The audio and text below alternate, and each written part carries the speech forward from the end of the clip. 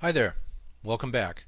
My name is John Dwayne and this is the fifth in a series of short videos to help homeowners develop and maintain a healthy, attractive lawn while at the same time doing no damage to the local marine ecosystem. This is particularly applicable to our neighborhood, which is Hinckley's Pond and the surrounding watershed in Harwich, Massachusetts. If you haven't already watched the other videos, I encourage you to do so, especially the last one, Fertilizer Part 1. Some of what I'll talk about today builds on that information. So today we're continuing to talk about picking the right fertilizer for your yard, so let's get started. Here is the lineup for today's video. What should I do with my soil analysis? Now that I understand it, what do I do with it? What are my options? Is there a do-it-yourself option that makes sense? Okay, so now what do? Well, you need to get some fertilizer. The easiest thing to do is hire a company to do it all for you. Put your faith in them. The next easiest is to go to your fertilizer dealer. Ask them to find you the right bag or bags of fertilizer. Or, and this is very interesting development, there are new online services that make all this very easy. I'll explain that in a minute.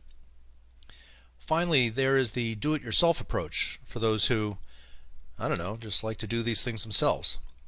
I'll be the first to admit it. That's me. Option 1 is to simply hire a company to do everything. Soil analysis, fertilizer selection, fertilizer application. This is by far the most expensive option. I used a company similar to those shown here for a couple of years, and my experience was mixed. The good news is that they do the fertilizing and the other things that you need, like weed control or insect treatments. Well, they do them when they should be done, so that's great. The bad news is that they're for-profit enterprises, so they're always trying to cross-sell more services whether you need them or not. And did I mention that they're expensive?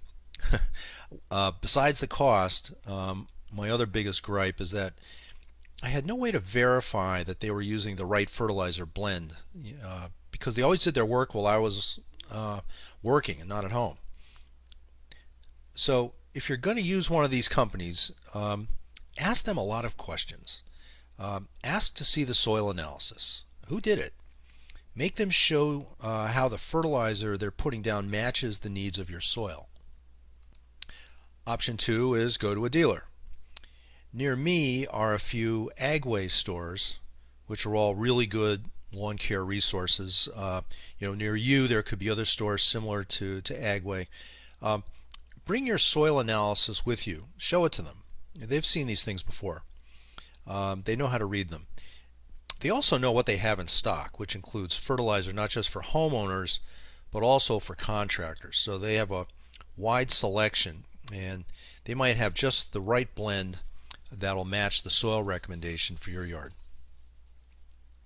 I've found most of the staff at my Agway stores to be pretty good. Just be careful they don't try to sell you something that is way off the recommended levels. Option 3 is to go with one of the new online services.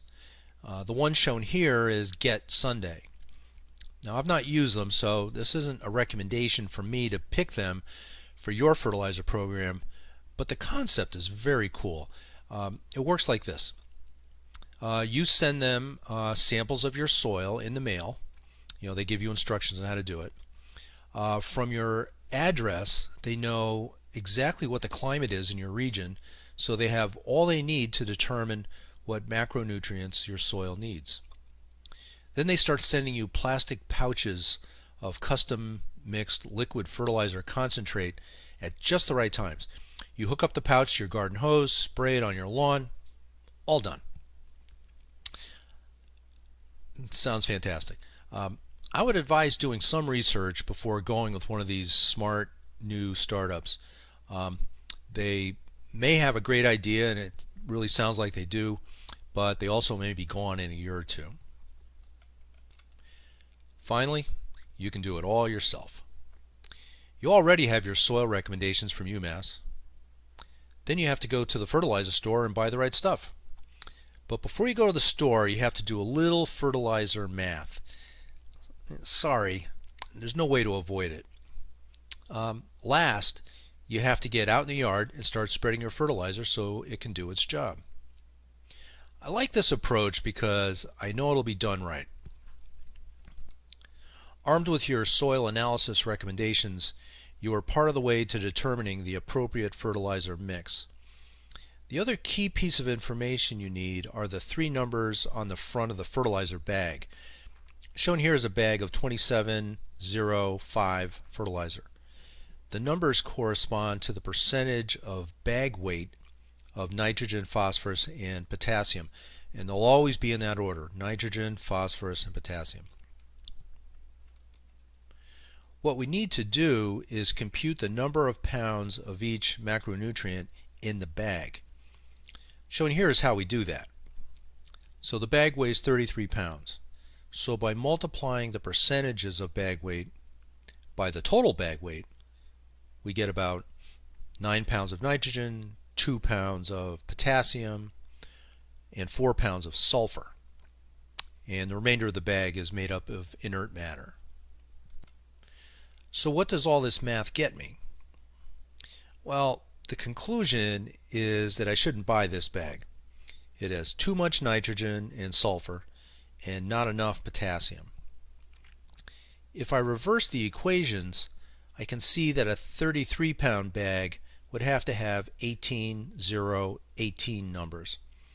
Now 33 is kind of an odd size for a bag of fertilizer. A more common bag size is 25 pounds, and the numbers on that bag would have to be 24, 0, 24. So I think you can see how the math works here.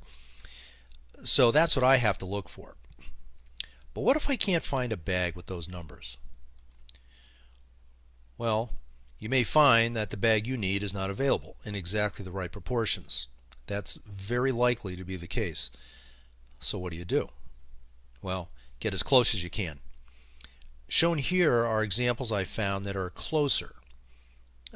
Then I would have to get a second bag to supplement this with whatever else I need. You can get bags which contain just one of the macronutrients. You can get just nitrogen. You can get just potassium.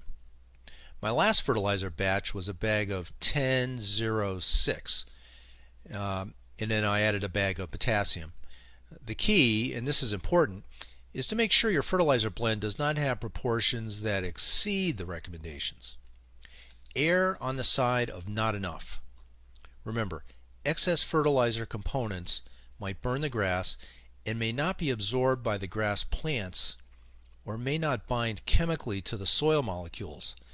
They'll just leach into the groundwater and find their way into the nearest waterway, and that is exactly what we're trying to avoid. Why go to all this trouble? Because we want this. Hinckley's Pond in mid-spring.